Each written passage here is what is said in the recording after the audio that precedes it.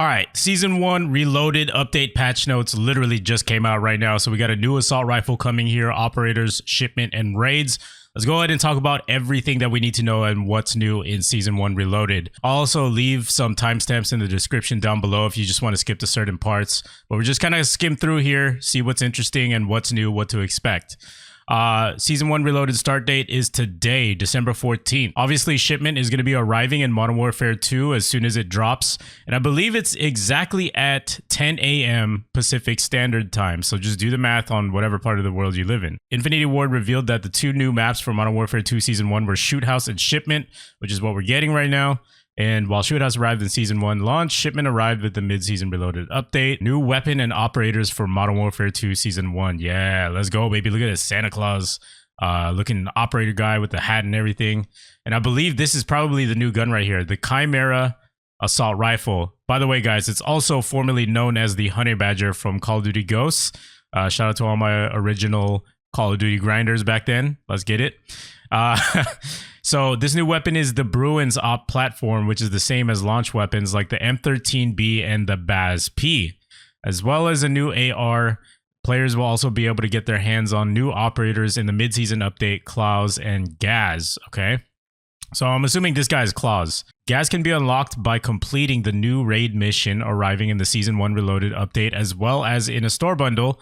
𝗧𝗨𝗥𝗕𝗢𝗠 can be unlocked by purchasing the 𝗧𝗨𝗥 operator bundle in the store. Modern Warfare 2 Season 1 Reloaded brings raids. Players will finally be able to experience raids in Modern Warfare 2. It's a new co-op PvE mode dropped alongside the Season 1 Reloaded update. Thanks to a reveal at the Game Awards, okay, it will be called Adamgrad. Call of Duty blog has revealed that it will see Price, Farah, and 𝗧𝗩 make a grim discovery in an underground bunker. This will continue on from the events of Modern Warfare 2 campaign, and those who complete it will unlock a familiar face as a brand new operator to use in multiplayer and special ops, as well as in Warzone 2. In a harder difficulty playlist that will test even veteran operators. Guess if you play this, all you'll really get is a new operator. I mean, that's just what I'm understanding. Players will need a raid key to access the raid, which can be earned by the following. Complete a specific daily challenge, either in multiplayer or special ops.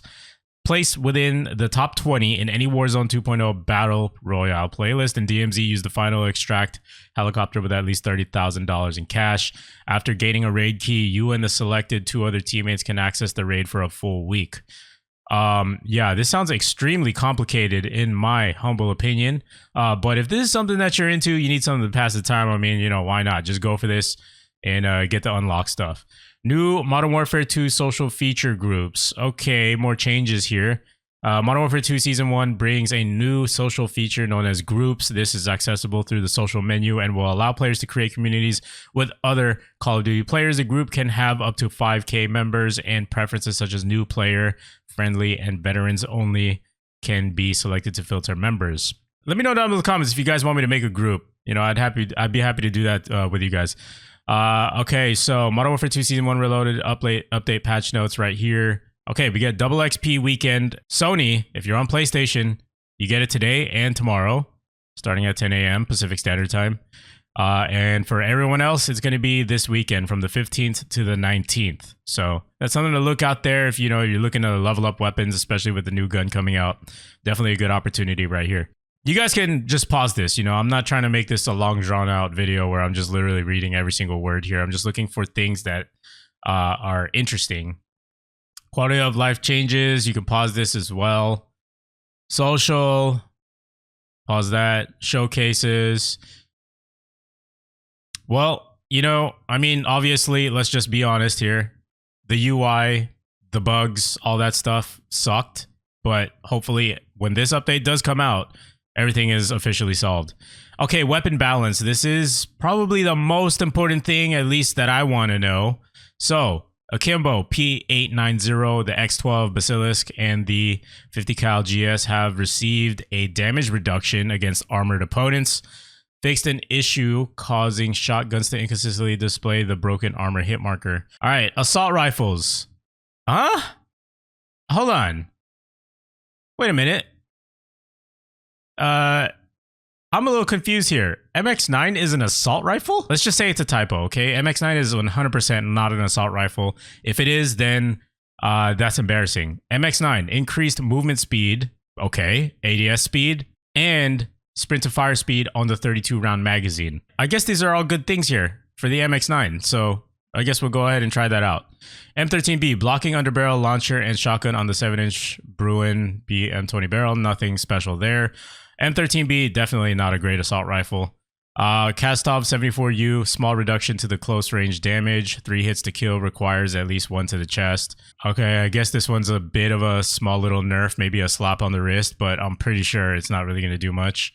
KASTOV 545, increase to muzzle velocity. Okay, that's all right. Small decrease to hip spread, increase close damage, and increase to chest damage multiplier. Okay, well, you know, I seen a comment asking if I've covered the 545, and quite frankly, I just know it's not a very good gun. But hopefully after this update, it makes it, you know, at least viable to use, because it's really not that great. It's pretty dull at best, if I want to say that, compared to other guns in the game. Anyways, VEL 47 SMG, reduced hip spread, increased movement speed, and increased far damage. Okay, good. At least there are some improvements here to the VEL 47. I felt like it was good. It's a good SMG, don't get me wrong, but it could definitely be better. Basilisk revolver, blocking basilisk compensators and flash hider on the F-Tag arrow barrel. Adding muzzle attachment using on the F-Tag arrow barrel lock shot. 50 cal GS pistol, reduced hip spread, increased one-hit headshot range, increased damage range, increased neck and upper shoulder location damage multipliers, increased bullet velocity, increased damage range on SA Longshot. This is a huge buff right here. Shotguns can no longer kill fully armored players in one shot. Expedite 12 shotgun, added guard category, TV, CV, okay. So I guess a new category here for shotgun. For this one, Expedite 12. Melee, reduced movement speed for the riot shield, reduced melee damage to 3-hit kill. Shield movement animation improvement, longer switch time, pulling out knife when riot shield is equipped. Okay, good. I mean, riot shield, everyone running around with riot shield is hella annoying, but you know, what can you do? It's in the game. Hate the game, not the player. Launchers. Joker, missiles no longer land out of bounds when targeting a wall on the edge of a map. Improve the thermal readability when aiming in. Other balance changes. Vehicles. You can pause this. Not going to read all that. Ally visibility. This one I want to know about, man. Ally nameplates disappear when an enemy is in the direct path of an ally to prevent mistaking enemies for allies. Okay, thank goodness this is fixed right here. This was super annoying though. Like, just thinking that you had an opponent in front of you, or I mean, you had a friendly in front of you, but it was actually an opponent. That was just so confusing. And it definitely costed a lot of people their streaks because of that. You know, I've done that before where I just walked right by somebody, but I literally thought it was a friendly, but it was actually an opponent. Tier 1 mode.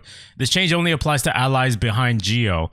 Allies with line of sight will always show nameplates to prevent friendly fire. Okay. Kill streaks. Players that have been killed in one life modes with revive capabilities such as knockout will no longer be marked as an active player when using the cruise missile, chopper gunner, or gunship. Care package. Fix an issue that allows players to spawn on a position where a care package is occupying, resulting in immediate death. This is hilarious, dude. MGB. Fix an issue that prevents players from calling out an MGB while swimming underwater. Juggernaut should now correctly switch between their minigun and pistol when entering and exiting the water.